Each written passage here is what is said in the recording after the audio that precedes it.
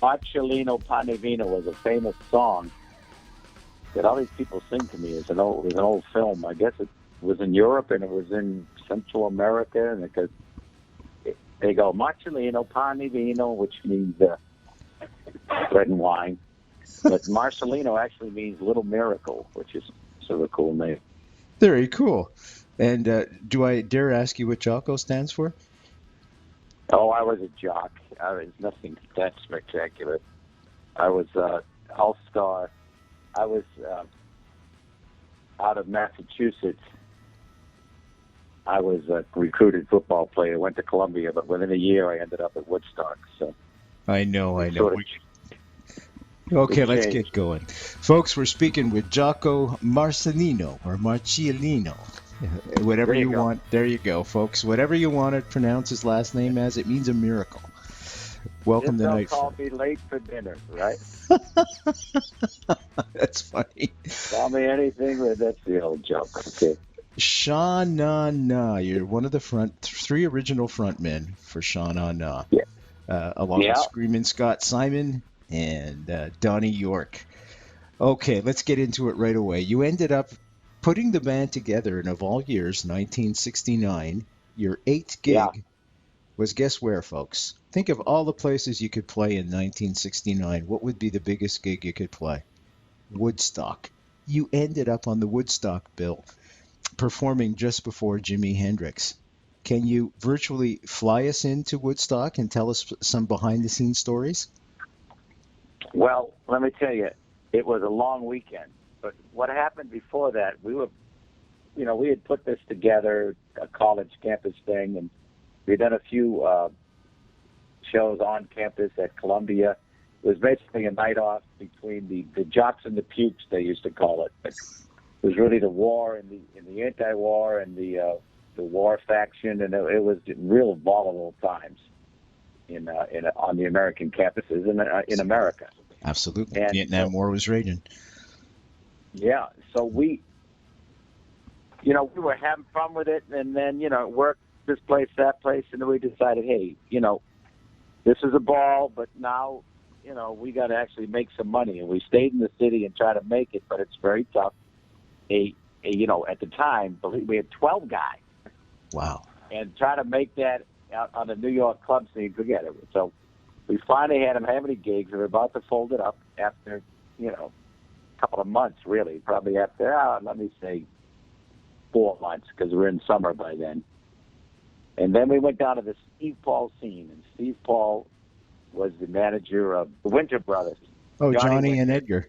Johnny and Edgar, yeah. Okay. I slipped there. But, so we were playing his club, and we were causing a scene. It was in Hell's Kitchen, but all the rockers hung out there.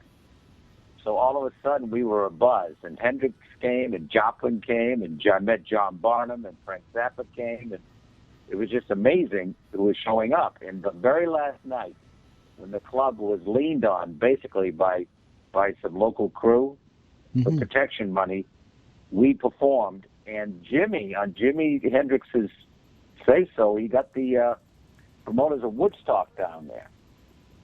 And the promoters of Woodstock saw us and said, yeah, do you guys want to do Woodstock? They said that to my manager, who basically was a graduate student at the time. And I said, go tell them yes.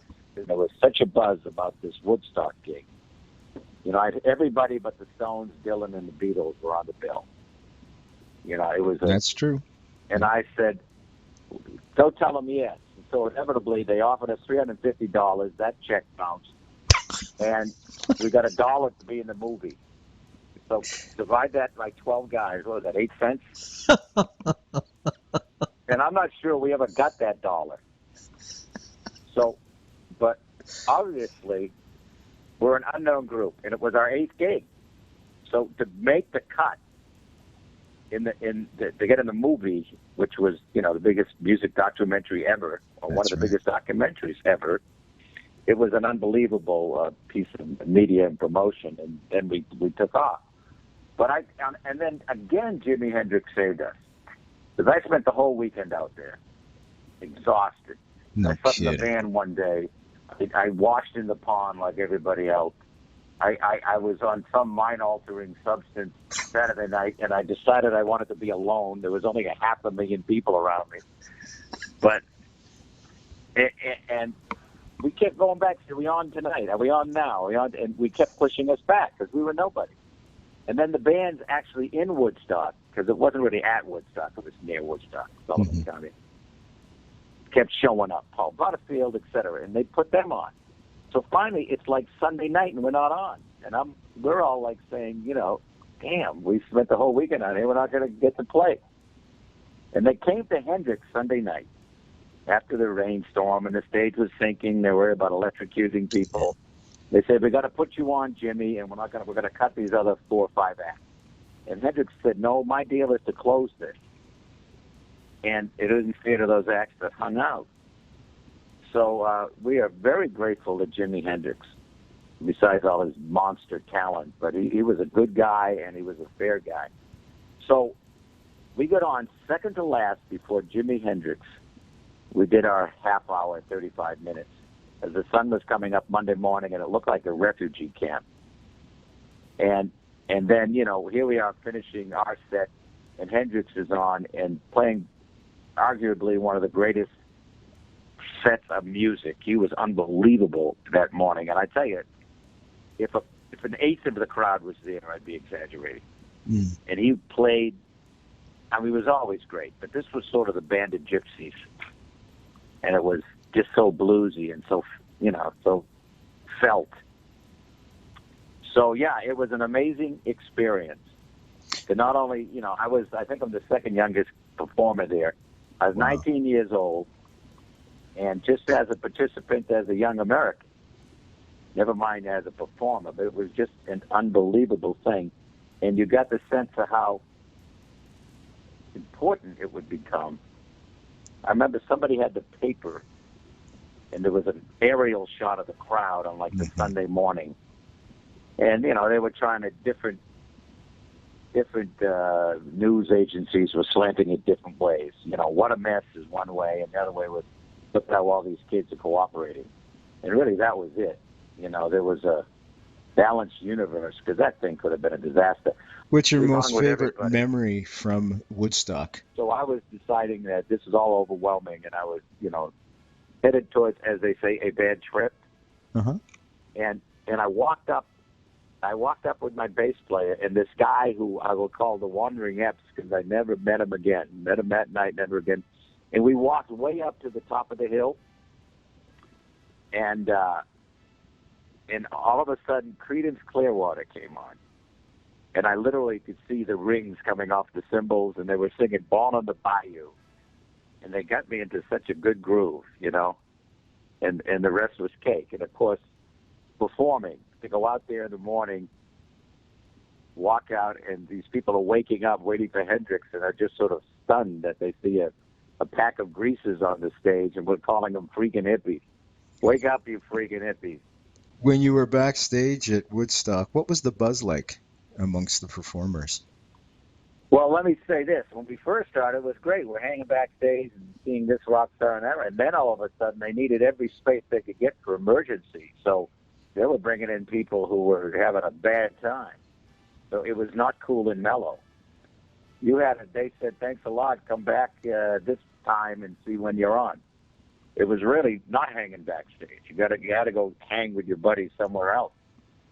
So literally, they said, this isn't available, and good luck. So, did they helicopter you in? They helicoptered most of us in. I drove our little van in with the bass player, Bruno Clark, and we, supposedly the roads were closed, but there were some emergency entrances you could get there. And we followed a couple of huge trucks of Sly and the Family Stone equipment, and here we are, our little van. But don't forget, one of the guy's dads just gave us enough money to buy drums and a few amps. We had nothing, Had nothing. I hear you. It was an amazing time in America, and an amazing time to be there. Because actually, the Woodstock Nation was, christened there, if you would. And then it really did end at Altamont. Because sure did, just a few months later. The 70s became a little darker with the counterculture, and then it turned from I would say, psychedelics and smoke into coke and speed and disco, which was... Right after Woodstock, you opened up for the Grateful Dead and a bunch of other great acts, both at the Fillmore East and West. Can you tell us a little bit about that? Well, yeah, it was great. I mean, the Grateful Dead guys are always such nice guys, and of course they bought the myth, the legend was to show up there at their show with your buzz on, and of course everybody loved them. That was it. They were all like flying. We really shocked everybody in New York, because I remember they used to have this gelatin light show behind you. Yeah. And I went in there and I said, "Listen, guys, what we need is the lights on us." Because we're all choreographed. We had a different tradition, We had a showcase. It was historic and it was choreographed. So we were one of the first acts that I think, and a good thing that happened in the '70s, that did theatrical rock. And then everybody realized you got to put on a show to maintain.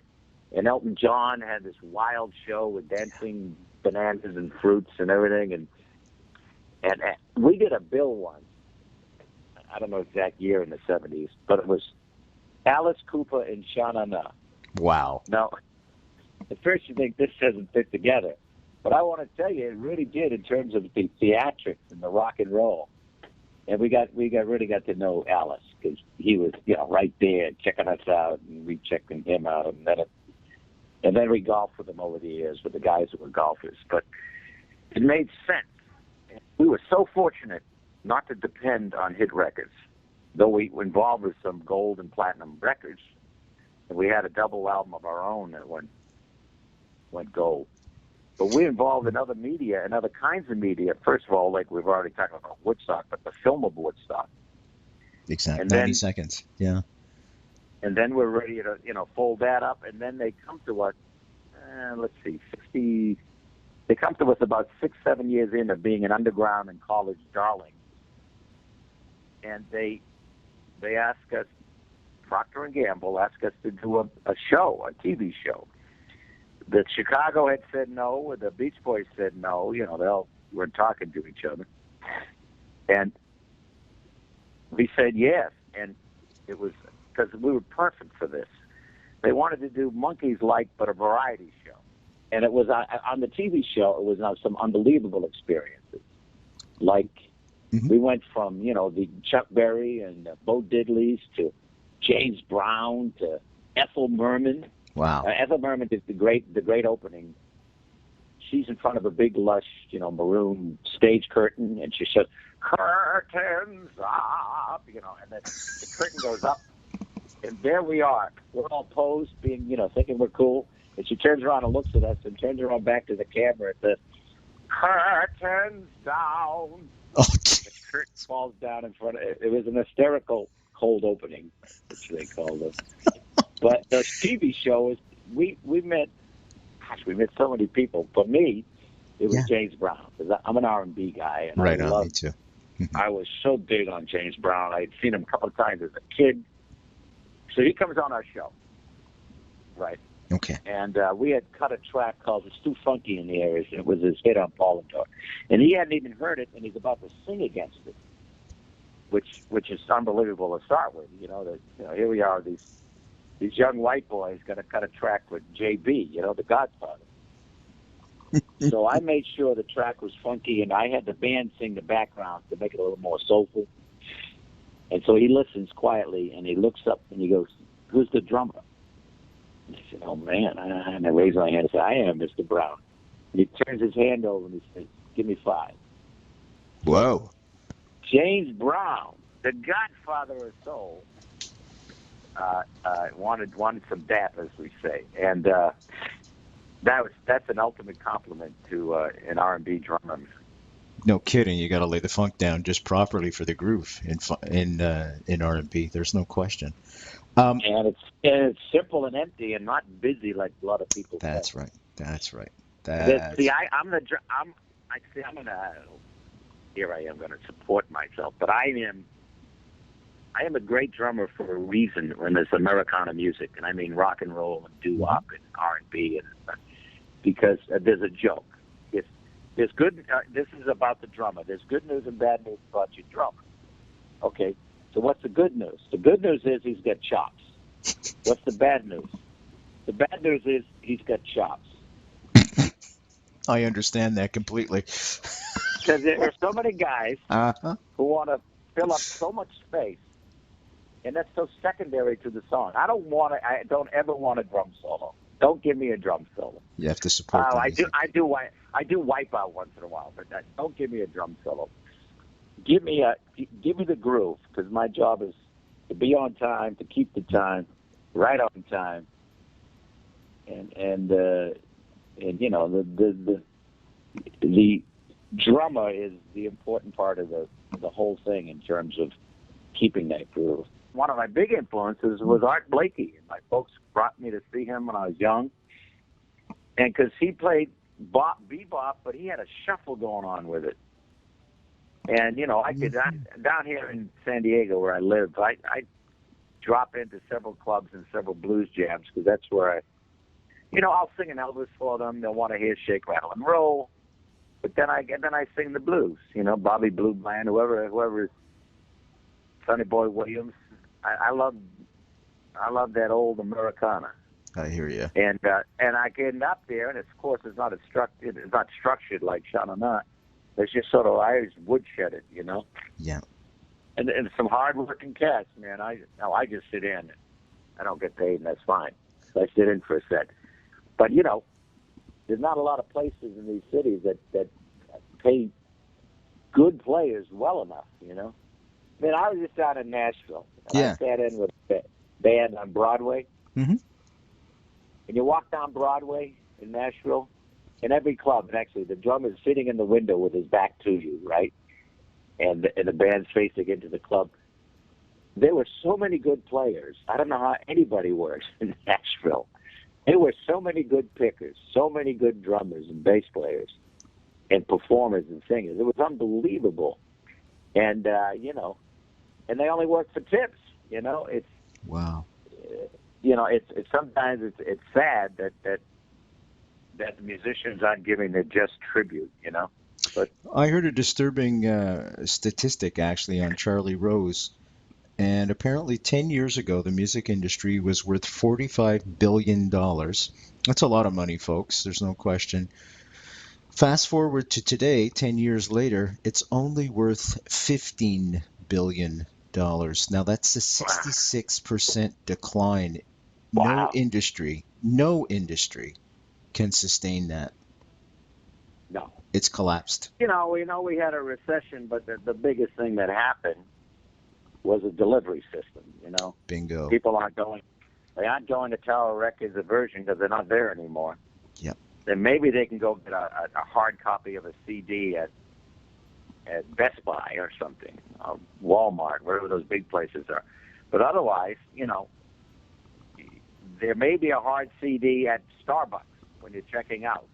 They do a good collection. Mm-hmm. But otherwise, it's a download world.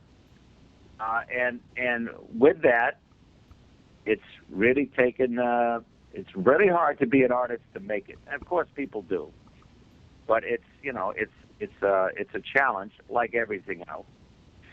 But I just think if that percentage was transferred over to any other industry, I think the government would have stepped in by now and said, you know what, we can't allow our society to collapse like this and let people steal music or steal a car. It's the same thing. Stealing is stealing. It's a morals issue. Yeah. And that's the bottom line. People have to feed their kids. So I just thought I'd mention that. Kids ask me, hey, should I do this? And I said, listen, you're going to do it anyway because you love it. There's something about the thrill of playing, getting in the garage with your buddies and rocking away. Whether you're good or bad or lousy. There's something about just doing it, and you're going to love it, and you're going to do it. Now figure out how else you can put food on the table. You might want to, try to make it related to what you do or not in the music field, and just have that, and then do it. And what's insane for me is I'm 45 years into Sha Na Na, and before that, I started doing gigs when I was 12 years old. I had a trio. Wow. And we go out for $200, and I made the rule up, whoever books the gig gets 50. Everybody else gets, 50 apiece. And I booked all the gigs. Ah, that was a smart move. Yeah. Yeah. Well, it is show business. Absolutely. Absolutely. It's not just show. It's show business. So, and the fact that we've kept Sha Na Na going for 45 years, delivering a show that's worthy of the name, and we do, is a testament to somebody over here knows what they're doing. Absolutely. And basically, Screaming Scott and I run the business. And people say, hey, what's the best show you ever did? I go, last weekend. What's the best show I ever did? Matter of fact, Good answer. It was a great show. We did a concert in Vegas. It was part of this whole promotion. Olivia Newton-John is sitting down in residency at the Flamingo Hotel. Oh, don't let me forget to ask you about Johnny Casino and the Gamblers. Oh, I will. Okay, thanks. But we did, this is our Grease connection, and then Olivia's, she did her show downstairs and ran up to our show and did a couple of members with us while we did a dance contest. Fabulous. And this Grease thing has so many legs. And it's sort of what we're featuring now. Sha Na Na sings the hits of Grease. Because we had 6 songs on the album, and as Johnny Casino and the Gamblers in the movie at the hop scene, and then our piano player co-wrote Sandy, which was huge. So Screaming Scott had a great songwriting, co-writing credit. That's a fun movie. Yeah, the show we're doing now has over a dozen songs from Grease. And it's been fun learning, we always did the songs that we did, We did Blue Moon and whatever else, Magic Changes, Hound Dog. We always did those, but we've added this year, we're doing You're the One I Want, and We Go Together, and I sing Grease Lightning, which is a ball. People love that. They love that play. Matter of fact, we're coming up on a gig July 13th. Okay. We're at the Hollywood Bowl, and it's called the Grease Sing-Along. And what they do is they have a huge screen, and with the lyrics on the screen, and the audience sings along.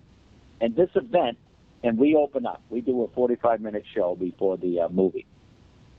And the audience, it's sell it out. It's the LA Philharmonic is a fundraiser. And they just pack the place with families. And it's sort of like what the Rocky Horror Show was for us. Sure. But it's, more family. And they come in all Pink Lady and Thunderbirds and their leather jackets. Wow. And it's my grandnieces, actually, my niece married Dave Grohl of the Foo Fighters. And they have 2 girls who are now in their 3rd year of going to this event. And they love it. They're 7, 8 years old. And it's great. Actually, I got their dad up to drum a song last year. He drummed great. on. We did Lucille and by Little Richard. Sure. Lucy. And he kicked the hell out of it, of course. No rehearsal. I just sort of patted it out. There's a stop here, watch me, and he killed it. Of course, he nailed it. He's a major guy. You think that when you watch his show, and I got a lot of Foo Fighters show, he's the guitarist, lead singer. You go back there, and he has, you have 2 of the best drummers ever on the same stage. And one guy doesn't drum on that act, Sure. But he's cool. He's an extremely level-headed guy for how large he is. How did you come to meet our friend, your friend and mine, Mr. William Blackwell? Bill Blackwell. Well, he's been off and on my music attorney for forever now. How did we meet? I was in Hollywood somewhere. Did you lose a bet or something? No, I'm teasing. Bill, if you're listening, I'm teasing, by the way. Yeah, it was a bad bet. I lost. No, he's been my music attorney for the longest time. Yeah, he's a terrific guy. Lasting legacy of Woodstock, the whole generation, the 60s generation, us guys, the boomers. What's our legacy? Where did we go right? Where did we go wrong? You know what? We spoke up. we spoke up. It was important. It was a cultural revolution, and it was important that we spoke up against a very unpopular war at the time. Mm-hmm. Because our buddies were going over there and not coming home. That's right. And there was a great time of experimentation. So, and there was a great time of more spirituality that went on. And, of course, it got hazed over by the drugs and the drug abuse. And that would be the bad, the pros and cons of it. That would be the bad side of it. I'd see cats, there was a point where I decided for myself, I got clean and sober. Because I saw a lot of cats who aren't with us anymore. Well, you mentioned Jimmy before, too, and God love him. Rest in peace. It's amazing how many people on that bill, Mm-hmm. We knew Keith Moon very well. He used to hang out on our tours with us. Wow. We knew a lot of people. Now, of course, we just watched Richie Havens, and that was more like his age. But Richie was a good pal of ours, and he opened up to us a bunch after Woodstock. It was a great package. Richie Havens and a couple of conga players, and he would kill. But a lot of talent, boy. A lot of talent. It was an intense decade. Sure was. First of all, we lost JFK. Dr. King. Yeah. JFK, Bobby. Then we had in Chicago in '68 the Democratic Convention, and then Woodstock, Altamont. Woodstock was the culmination of it. Yeah, I think so. And of course, we had the civil rights movement. These are the pros versus the cons of that decade. I agree with you wholeheartedly. I try to get that through to students and listeners today that don't realize what it took to get a black man in the Oval Office. That didn't come. Yeah. That didn't happen by accident. Oh, to let a black person sit anywhere they want at a diner. Yeah, freedom riders. Listen, I want to thank you so much for your time today, taking the time out to speak with us. I've thoroughly enjoyed it. I love your music. All I can say is just keep going because you're bringing smiles and wonderful vibes to the world. Yeah, I keep thinking, when am I going to graduate? But not yet. Not yet. I'm still rocking. Keep rocking till the very end. As they say, when there were no asses in the seats, that's a telltale sign. But so far, so good. Right on, my friend. Listen, have the great rest of the day, and I'll be in touch, my friend.